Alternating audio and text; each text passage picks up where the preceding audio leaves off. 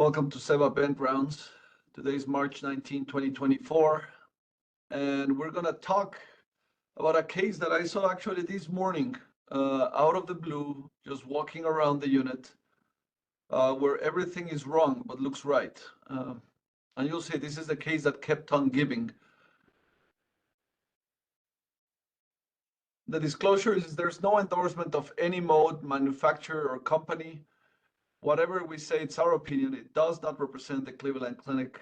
And here are my conflicts of interest and Rob's conflicts of interest. I see Rob is on the call too, so that's wonderful. So we're your hosts, and we're going to present you this case, and we'll discuss as usual. It's open forum. The ground rules is, remember, this is a recorded session, so keep your microphone muted. If you want to make a comment, absolutely unmute yourself and make the comment or post it on the chat. We have the ability to see that fully, so don't be shy. We love to hear comments and to discuss them. There are CMEs and CRCEs that we provide. For those that are respiratory therapists, do put your name on the chat just to confirm that you attended. And there will be an evaluation that will be posted, and will give you high-quality CRCEs. So usually we have a learning point that we always present as before we start with the case. And the learning point today is go in order, read in order. And usually in these SEVA VentRounds, we only present the image and don't talk about the goal. In this case, I will give you the goal because the goals are key whenever you're seeing the patient. And what I mean the goal is the goal of mechanical ventilation, either safety, comfort, or liberation, okay? So I think that going in order will always avoid you from having some challenges. So here's the waveform from patient this morning. You actually can see the time here, 8:38 this morning. Actually, this is they didn't change the time, so it's 9:38 this morning. And this is what we have. I actually added for the benefit of all of you because I didn't want to hide anything. The ideal body weight for the patient was on a trach, and the overall goal for that patient is liberation. So now that I have put that data there, here's the image. I walked into the room and I stopped for a reason. I know things happen. But this was the first image that I captured from the patient, and I'll show you several of them. But this is the first one, and I thought that we were going to talk about something else. But as things will have it, I talked about. You'll see where this takes us. So. Let's start by our usual. So because we go in order, now we know the goal is liberation. What is the tag for this patient, for the mode? And this is the full screen. Excellent. So I start seeing some answers come out. Excellent. So rapidly the team recognizes, perfect, that this is pressure control, CSB, S. So great job, team. And this is one of those that it's weird names for the name. The name of the mode on this ventilator is SPONT, S-P-O-N-T, which I presume stands for spontaneous, but that's what it stands for, SPONT. And the tag for the mode is pressure control, and you can see beautiful pressure control waveform up here, controlling the pressure. And it's CSB, so meaning that all breaths are spontaneous, meaning that they are triggered and cycled by the ventilator. And you can see that it's being triggered by the patient. Sorry, triggered and cycled by the patient. So you can see here these markers in red, that there is a little triangle marked here that talks about the patient is triggering. And then it's cycled by the characteristics of the patient's equation of motion, the respiratory characteristics. And you can see that actually the I time is a little bit different between all of them. This one is a little bit shorter than the other two. Sometimes you cannot see it, but you can see it here. And then it's S for set point, in which all the breaths, you set the markers. And in this case, there was a pressure support of 18, with a PEEP of 8 and a FiO2 of 30%. And so all of that was set by the patient. And so that's PCCSBS. Very good. Now the next item is, what is the load? Elastic, resistive, or PMOS?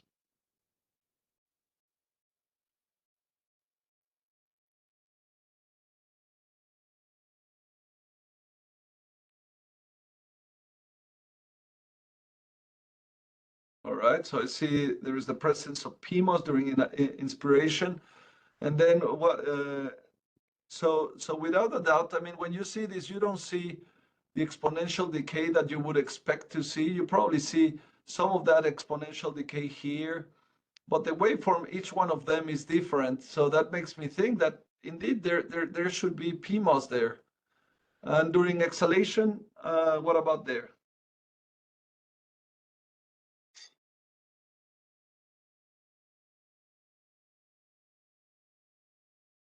So it returns back to the baseline relatively fast. There's all these oscillations that you can see around there, but it seems to go relatively rapid. There is some evidence of stuff there, but I see it with exponential decay. So I would think that this is elastic, perhaps. Rob, thoughts? Yeah, you have to find one that doesn't have much noise in the expiratory curve. Maybe the third breath looks mostly passive, and it's a short time constant, which indicates elastic load. Yeah, but you're absolutely right, Rob. There's a lot of noise there, right? So Yep. you see these aberrancies over here in the waveform, but mainly elastic. I think we agree here. It says any distortion of inspiratory flow waveform is PMOS. Yes. So what you mean is that instead of seeing exponential decay, you see those aberrancies. And so the question is that PMOS or not, right? Could it be something else? Ariel is asking. So we'll see. Time will tell. But there's certainly something here that looks like PMOS. And for once, if you showed me this waveform, I interpret that there is some activity from the patient. I mean, this looks like PMOS, this looks like PMOS, this looks like PMOS. So what about any PV discordance? What about the trigger? So the trigger is, just for those of you that have not used this ventilator, this is a Hamilton ventilator.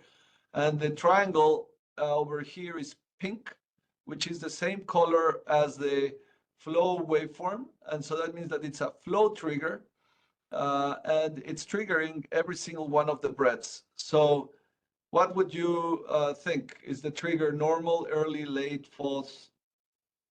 All right, I see a lot of normals. So normal. All right.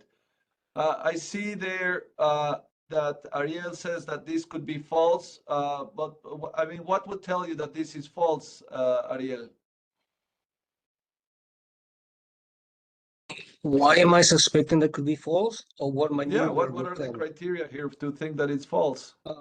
I've seen the little oscillations on the capnogram and also on the expiratory part of the flow, and that's made me suspect that after all the false triggering I observe, whenever I see somebody triggering, I have to confirm it to rule out false triggering, and in order to confirm it, I would do an expiratory pause.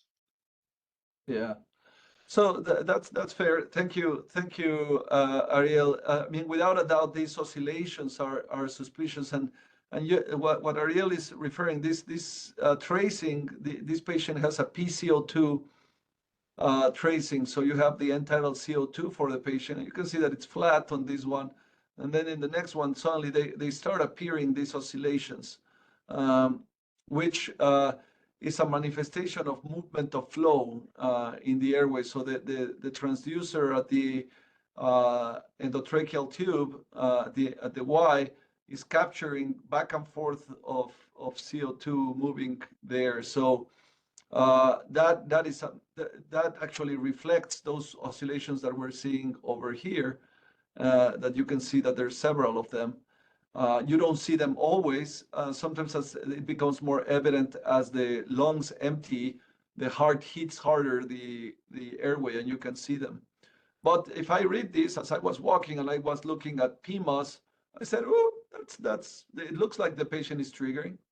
What about inspiration? Is there evidence of assistance, over assistance, or under assistance? So is there work shifting? And if the work shifting is severe, then there's under assistance. And if there is evidence of essentially no PMOS during inspiration, then there's over assistance. So there's, in general, the team recognizes that because there's PMOS, there's some assistance, there's some work shifting. And again, Ariel, you say over assistance, but why? Just for the same reason. Don't cheat on me because you know the answer here. Come on, tell me why. I walk by that patient, I have to be honest. But the reason is because it seems to me that whatever is triggering either the patient or something else, I don't see any, I see like a muscle relaxation after.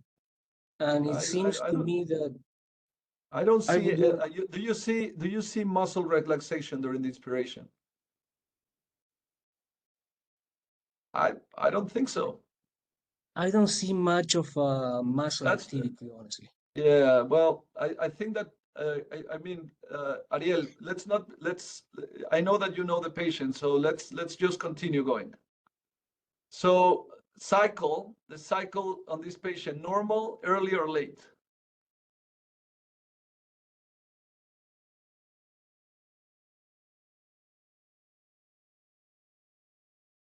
Yeah, so it's most likely normal. I mean, you don't see any peak over here. You don't see any pause. You don't see any early triggering. So I would say that this is, sorry, an early cycle, so normal. And then expiration, do you see any PMOS?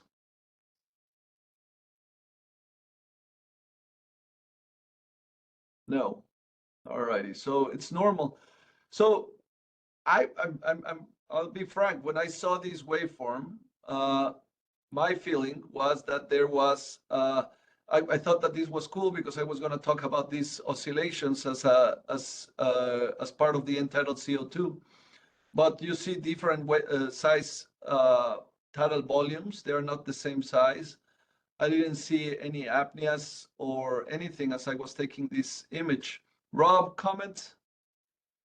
The total respiratory rate seems kind of low. Yeah. So now, Ariel, this will give you some happiness. I was there looking at this, and obviously I put here the tidal volume because the tidal volume is at 57 and it's 460. Okay. So I was just like was going to make a comment about the tidal volume being high for this patient. But as I was there, I was looking at the waveform, and I had changed the size of to show Ariel exactly what you're pointing out. So now you see them, how beautiful they look, the oscillations that Ariel was talking about. And now it becomes more evident that there is a lot of oscillations, right? And as I was taking that waveform, this happened.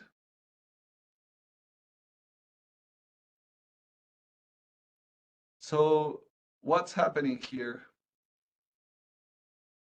So you see how the oscillations become huge. Actually, the tidal patient is exhaling, as Ariel pointed out. And here, it actually goes for a large period of time. You see how long the patient went without breathing. It went from 20 seconds, essentially, or more than 20 seconds without a breath. And that would be consistent with periodic breathing, right? So the patient is now not breathing, Ariel. So now, Ariel, does this give you more power to your thought that this was over assistance? I would say, I mean, if we rule out any kind of altered respiratory drive, and I don't know if you're making an expiratory pause, I No, would have there was no expected pause. no pause. I mean, I did. I'll show you what it showed, but right now, this is classic. When you see these apneas, these episodes of apnea, that something is amiss, right? This patient should not be going. And Rob, and you caught on it that the frequency was 9 for this patient, right? So it's very low respiratory rate. It's at the border of the apnea alarm. So I tried to do an end-expiratory pulse, but I wanted just to highlight one of the problems with this ventilator is that you cannot change the scale. The scale is automatic, but I amplified it for you so that you could see a couple of items that were relevant here. The first one is now you can see during inspiration, as I made it a little bit longer, that this falls exponentially. It doesn't really look as much as PMOS, right? It's easier to see. And second, now you can see those oscillations really well over here with no evidence of, I mean, they're very regular and they go with the cardiac oscillations. And you will see that because of the scaling that we had over here, you could not see very well those flow oscillations that you could see them. Now, if you pay attention, you probably can see a little bit in the pressure waveform, but also they are not greatly evident to us. So I eventually was able to do, this is, we had not done a pause yet, but you have here, again, the patient doing that oscillation, and then the patient tried to do perhaps an effort, an expiratory effort, and then it continues to do that. And again, during inspiration, you don't see any PMOS anymore, which is kind of annoying. So then finally, I was able to do a pause. And do you see any PMOS? Nothing, right? So you see how flat it looks.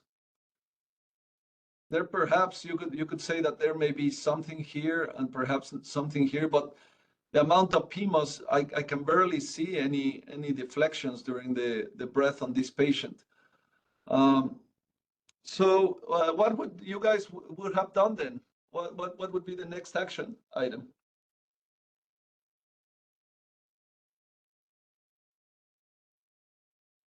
Okay, so one is drop the support. Thank you, Samin. What else would we do in this case of, now we're thinking that this patient is false triggering, right? The patient is having triggers because of the flow trigger. I will switch the trigger variable to pressure. Okay, so that's what Rena also voiced. So that's great. So pressure trigger. So that's exactly what I did. I changed it to pressure trigger, and this is what happened. So now the trigger is pressure.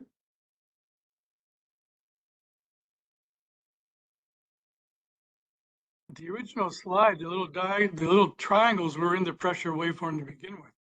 Doesn't that mean they were pressure triggers? No, it's the color, Rob. Oh, the color. Oh, that's right. That's right. It's magenta versus yellow. That's right.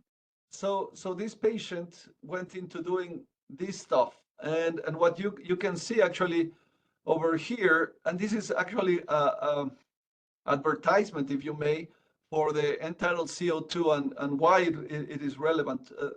Notice this, the pressure is not changing, right? The patient is on pressure support of 18. The pressure is not changing because we're not triggering the device. You can see that there is no, however, the flow becomes positive and then negative. So the patient is doing effort. And we have evidence of that because now you can see that the machine that the entitled CO2 is demonstrating that the patient is actually inhaling and exhaling. If not, that curve would not exist there. Now, the machine is saying low minute ventilation, low minute volume, and the tidal volume looks like 472, even though it's actually not detecting the tidal volume. Eduardo. Yes, Adi, you want to comment something?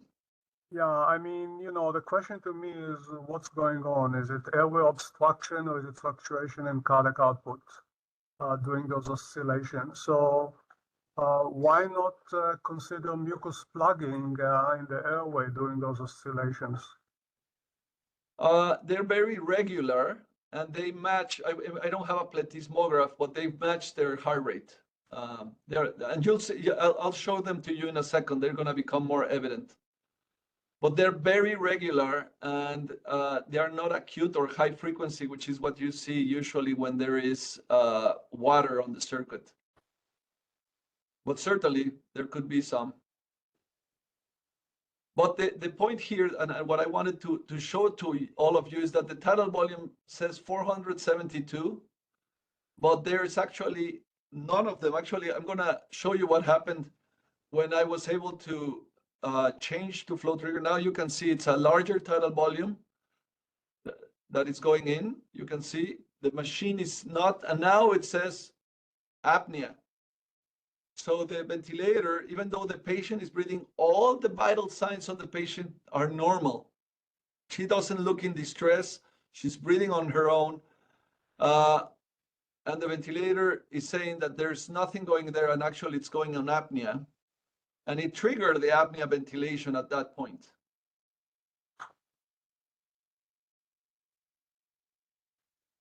Eduardo, it's funny how we can see the inspiratory flow, but there is no assistance. It looks pretty much like CPAP at that time. Because exactly, Ariel, because the machine is not triggering a breath. So the patient is breathing on CPAP. He's breathing on CPAP, moving air, but because it has not reached the trigger threshold, the machine doesn't think that there's a tidal volume, and it doesn't give any support. That's really weird. You'd think that the flow meter would measure some volume. It does. So here comes, so I did a pause, and actually I couldn't do an expiratory pause to demonstrate that the patient was breathing. And eventually I was able, by changing the flow sensor, by changing the flow trigger, and now you can see this, that the patient is actually doing effort. Now I can see it, and you can see actually how the end-tidal CO2 changes. The tidal volume is not even in the screen. And then I dropped the support to 0, and I changed the flow sensitivity to 5. And now the machine is triggering. There's no support, but you now can get the actual tidal volume that the patient is getting. Meaning that the machine, if it doesn't trigger, even though the patient was breathing, their definition for a breath is based on the presence of a trigger, not on crossing the positive or the negative of the flow. Wow, that's incredible.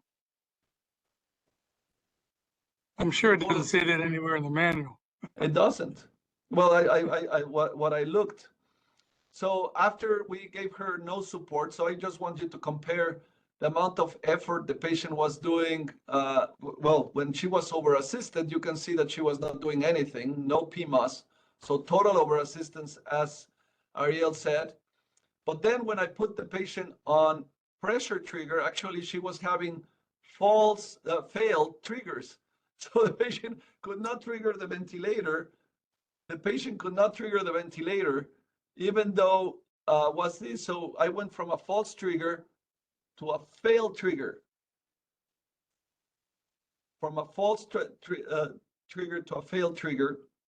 And the reason is that the patient was very weak. I mean, you can see how her breath effort is it takes a long time to reach peak. So for the patient to trigger a breath, probably would trigger it all the way over here for the PMAS to take effect. And actually you can see that it didn't do anything because the valve doesn't close and it lets the patient breathe. So it was creating a failed trigger under these circumstances. And until I let her trigger a little bit and then she got better, you can now see that the muscle came back to earth and the patient is generating now a real effort on this pause, inspiratory pause. She got all the way down to -10.